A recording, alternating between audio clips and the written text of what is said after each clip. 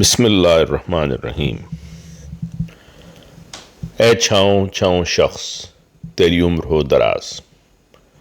Diary مکرم عابد خان صاحب سے ایک انتخاب۔ حضور انور اید اللہ تعالیٰ بن نصر العزیز کے دورہ اسکینڈینیویا مئی سن 2016 سے چند واقعات حصہ دوم۔ مسجد محمود مالمو میں آمد۔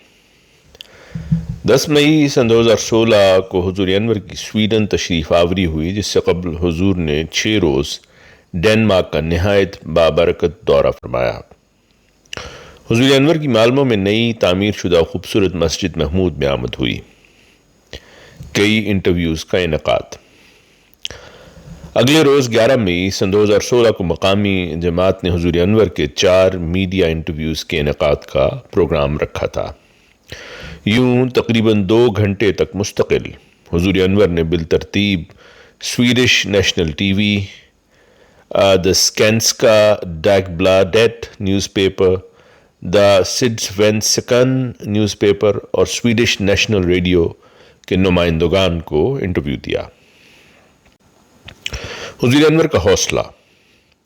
انٹرویوز کا یہ سلسلہ بغیر وقفے کے 1 گھنٹہ 45 منٹ تک جاری رہا۔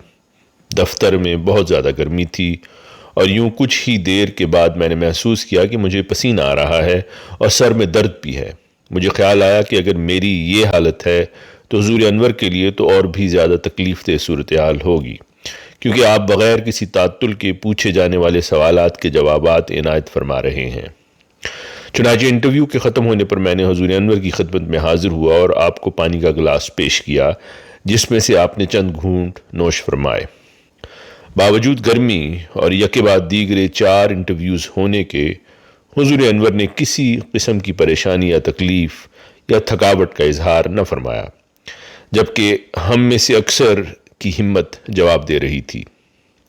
مثال کے طور پر مکرم عبد الماجد صاحب نے مجھے بتایا کہ 1 گھنٹے کے بعد وہ تھک گئے تھے اور کمرے میں گرمی کی وجہ سے توجہ برقرار نہیں رکھ پا رہے تھے۔ آخری انٹرویو کے ختم ہونے پر حضور انور نے محترم امیر صاحب کی طرف دیکھا اور فرمایا کہ اتنا زیادہ بولنے کے بعد اب میرے سر میں درد ہو رہا ہے۔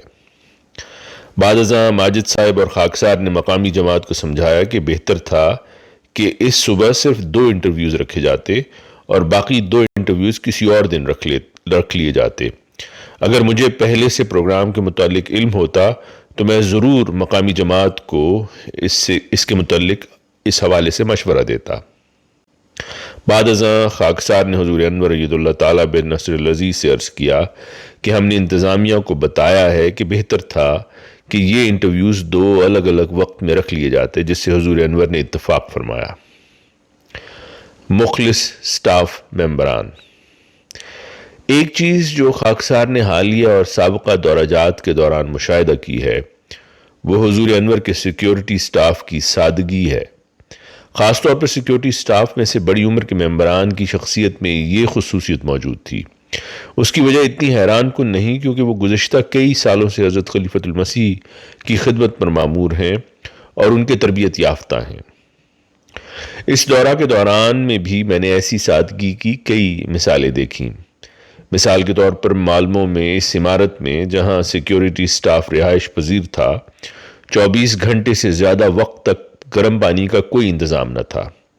تاہم انہوں نے کوئی شکایت نہ کی، بلکہ ان میں سے چند نے مجھے کہا کہ ہم یہاں ڈیوٹی پر مامور ہیں، اس لیے اس سے کوئی فرق نہیں پڑتا کہ گرم پانی میسر ہے یا نہیں۔ مالمو میں پہلی رات میں نے دیکھا کہ ناصر سعید صاحب، جو اب کافی بزرگ ہو چکے ہیں اور حضرت خلیفۃ المسیح الثالث رحمہ اللہ تعالیٰ کے دور سے خدمت بجا لا رہے ہیں، ان کی طبیعت کافی ناساز تھی۔ انہیں بخار تھا اور بہت زیادہ پسینہ آ رہا تھا۔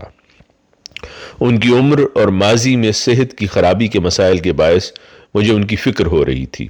بہرحال 15 منٹ کے بعد جب میں مسجد میں نماز ادا کرنے کے لیے گیا تو میں نے دیکھا کہ ناصر صاحب وہاں موجود تھے اور حسب معمول سیکیورٹی ڈیوٹی سر انجام دے رہے تھے۔ ان کی طبیعت اب بھی بہت ناساز تھی، تاہم اپنی ڈیوٹی کی اہمیت کے پیش نظر انہوں نے اپنی صحت کی کوئی پرواہ نہ کی۔ دوسری طرف اگر حضور انور کے علم میں یہ بات آ جائے کہ آپ کے سٹاف ممبران میں سے کسی کی طبیعت ناساز ہے تو ہمیشہ انہیں آرام کرنے کی ہدایت فرماتے ہیں اور ان کے لیے دوا بھی تجویز فرماتے ہیں۔ معلموں میں بھی ایک دن میں نے ایک طویل قامت دوست کو مسجد میں لیٹے ہوئے دیکھا۔ میں دیکھنے کے لیے گیا کہ ان کی طبیعت ٹھیک ہے، اور جب وہاں پہنچا تو دیکھا کہ مکرم سخاوت باجوہ صاحب آرام فرما رہے ہیں۔ یہ سیکیورٹی سٹاف کی سادگی کی ایک اور مثال تھی کہ جہاں بھی انہیں چند منٹ کے لیے آرام کا موقع ملا آرام کر لیتے تاکہ وہ ڈیوٹی کے لیے دوبارہ تازہ دم ہو جائیں۔ ان بزرگوں کے نمونے دیکھنے کے بعد میں امید اور دعا کرتا ہوں کہ ان کی سادگی اور عاجزی سے سبق حاصل کر سکوں۔ چند قیمتی لمحات۔ اس دن حضور انور نے خاکسار کو چند منٹ کے لیے اپنے دفتر میں بلایا۔ نہایت شفقت سے حضور انور نے استفسار فرمایا کہ خاکسار کے دونوں بچے ماہد اور مشاہد کیسے ہیں؟ خاص طور پر حضور انور نے دریافت فرمایا کہ ماہد کا نرسری سکول کیسا چل رہا ہے؟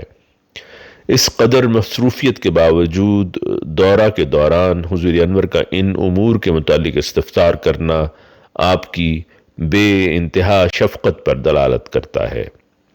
حضور انور خود بھی اپنی مصروفیات میں سے کچھ وقت نکال کر اپنے گھر والوں کا حال احوال معلوم کرنے کے لیے نیز لندن کی خیر خبر حاصل کرنے کے لیے کچھ وقت نکال لیتے ہیں۔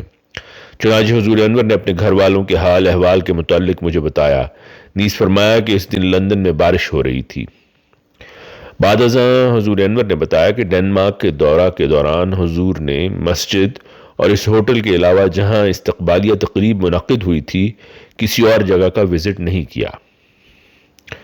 میں نے عرض کی کہ مجھے نہیں لگتا کہ ڈنمارک میں کچھ دیکھنے کو ہے، کیونکہ وہ ایک چھوٹا سا ملک ہے۔ اس پر حضور انور ید اللہ تعالیٰ بن نصر العزیز نے میری تصحیح فرمائی کہ ڈنمارک میں کئی تاریخی جگہیں ہیں، خاص طور پر وہ جو وائکنگز کے دور سے تعلق رکھتی ہیں۔ تاہم حضور انور نے یہ بھی فرمایا کہ اس سے کوئی فرق نہیں پڑتا کہ آپ کہیں اور تشریف نہیں لے جا سکے ہیں، کیونکہ آپ کا مقصد مقامی احمدیوں سے ملاقات کرنا تھا۔ میں نے عرض کیا کہ ڈنمارک میں میری ملاقات ایک احمدی سے ہوئی، جنہوں نے بتایا کہ حضور انور سے ملاقات سے ان کی زندگی میں بہت مثبت تبدیلی آئی ہے، اور اب انہوں نے ارادہ کیا ہے کہ وہ حضور انور کی خدمت میں باقاعدہ خط لکھ کر اس تعلق کو قائم رکھیں گے۔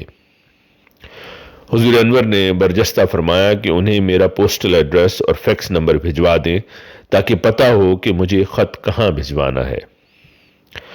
بعد ازاں حضور انور نے گزشتہ شام کوپن ہیگن میں دیے جانے والے استقبالیہ کے متعلق گفتگو فرمائی۔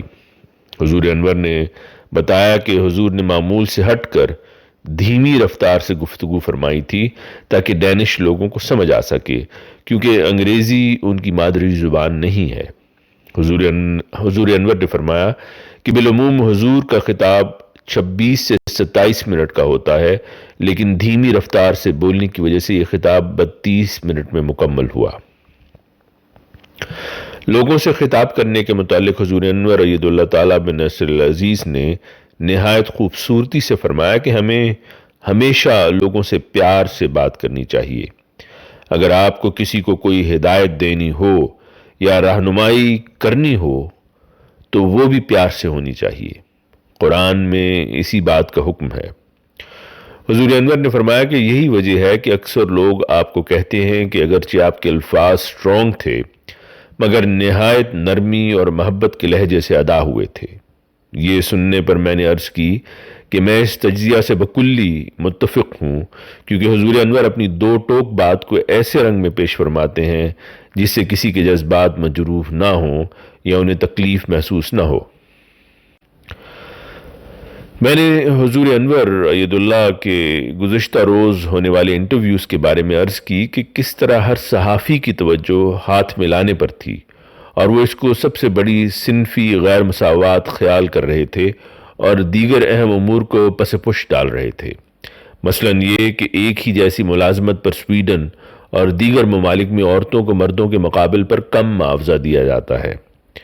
اس کے جواب میں حضور انور نے فرمایا کہ یہ درست ہے، اسی لیے میں نے انہیں بتایا کہ دنیا کے بڑے مسائل پر توجہ دیں در حقیقت جب میں نے ایک صحافی کو بتایا کہ انہیں بجائے ان معمولی باتوں کے دنیا میں بھوک اور غربت پر توجہ دینی چاہیے تو اس کا رنگ ہی اڑ گیا۔ حضور انور نے خاکسار سے رہائش کے متعلق استفسار فرمایا کہ میں کہاں رہ رہا ہوں۔ اس پر میں نے عرض کی کہ ہم ایک قریبی ہوٹل میں رہ رہے ہیں۔